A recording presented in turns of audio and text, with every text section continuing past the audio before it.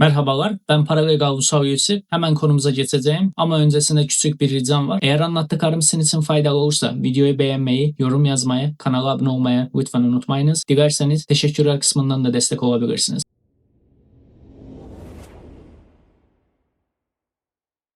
Bildiğiniz gibi USCIS'te bekleyen bir dosyanız varsa adresinizi taşındıktan sonra 10 gün içinde güncellemeniz gerekir. Çoğu kişi bu güncellemeyi USCIS online adres değişikliği videomda anlattığım gibi online hesabı üzerinden rahatlıkla yapabilir. Ancak o videomda da bahsettiğim gibi bazı özel durumlarda online sistemi kullanmamanız gerekir. Gelin bu durumları hızlıca hatırlayalım. Hassas mağduriyet başvuruları, mesela aile içi şiddet, I-360, VAVA application'ı, insan kaçakçılığı, I-914 yani T vizaları veya bir suç mağduru olarak I-918 U viza başvurunuz varsa, ikincisi I-751 formunu Abuse Waiver ile gönderdiyseniz bunu anlama geliyor. Normalde evlilik yoluyla alınan green kartlar bir etapta 2 yıllık koşullu olarak veriliyor. 2 yılın sonunda eşlerin beraber başvuru yapması gerekiyor. Ancak eğer eşinizden şiddet gördüyseniz veya kötü muameleye maruz kaldıysanız eşinizin imzası olmadan tek başınıza başvuru yapabilirsiniz. Üçüncüsü, başka biri için affidavit of the support yani maddi destek taahhütü verdiysen veya ABD vatandaşıysan. Dördüncüsü, eğer göçmenlik sağlık muayenesi yapan yetkili doktorsan. 5. Kayıtlı avukat veya resmi temsilciysen. Altıncısı, Afgan bir kişi adına para talep ettiysen ve kişi Afganistan dışına taşındığı için onun adresini güncellemen gerekiyorsa. Bu listeden sadece birinci ve ikinci madde bu videonun ana konusu olacak.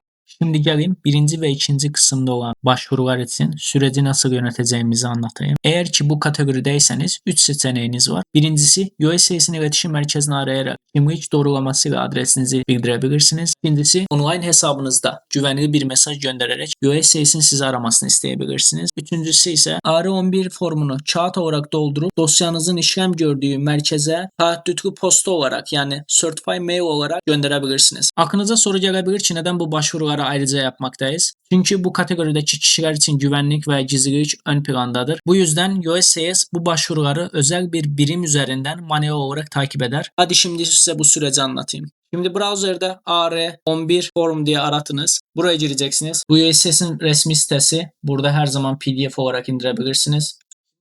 Şimdi bu videoyu gerçek bilgileri kullanarak çekmediğim için yani ekran kısmını rahatlıkla görebilirsiniz. Sahte bilgiler yazarak nasıl doldurmanız gerektiğini söylüyorum. İsim soyisim gireceksiniz, doğum tarihi, A numaranız, kimlik adresiniz, geçmiş adresiniz ve posta adresi olarak hangi adresi kullanmak istiyorsanız onu seçeceksiniz. Ardından indirip sonra imzalayacaksınız. Şimdi bu formu USCIS'e postayla göndereceğimiz için her zaman ön yazı yani İngilizcesiyle cover letter yazmanızı tavsiye ederim. Postaya alan USCIS memurunun dosyada neler olduğunu anlaması için buraya kısaca bilgi metni yazmanız çok önemlidir. Bu benim hazırladığım örnek. Bunu açıklamalar kısmında sizinle paylaşacağım. Şimdi Amerika'da herhangi bir kuruma mektup yazarken standart bu şekildedir. İlk önce kim olduğunuzu, nerede yaşadığınızı, iletişim bilgilerinizi, hangi tarihte yazdığınızı ve kime yazdığınızı dahil ediyorsunuz. Bu postayı nereye göndereceğinizi dosyanızla ilgili olan Receipt Notice'in aşağı kısmında dosyanızın işlem gördüğü merkezi bulabilirsiniz. Ardından konunun ne olduğunu söylüyorsunuz. Sonra göçmenlik bilgilerinizi yazıyorsunuz. Buraya neler dahil? A numaranız, resip numaranız, dosyada olan şahsın tam ismi ve doğum tarihiniz. Ardından buradaki durumu anlatıyorsunuz. Kısaca USCIS'e diyorsunuz ki beklemede olan dosyam için sizin talep ettiğiniz üzere adres değişikliği yapıyorum. Bu kadar. Ve ilgili belgelere ekliyorsunuz. Az önceki formu ve ilgili dosyanın alındığını gösteren receipt notice'ti. Şimdi toplamda 3 tane dosyanız oldu. Bunların üçünü de birleştirip print edeceksiniz, imzalayacaksınız, ardından postaya vereceksiniz. Şimdi ben 3 dosyayla birleştirdim. Dosyanın son hali böyle gözükecek. Bu cover letter dediğim kısım. Sadece anlattım bu dosyayı neden gönderiyorum. İmzamı attım. AR11 formumu ekledim, az önce doldurdum. Buraya imzaladım. Tarih attım. Bu form 2 sayfadan oluşuyor. İkinci sayfasına da mutlaka koyunuz. Ve son olarak benim receipt numaram. Bu dosyanın ilgili olan receipt numaram. Ardından dosyanın postaya vereceksiniz.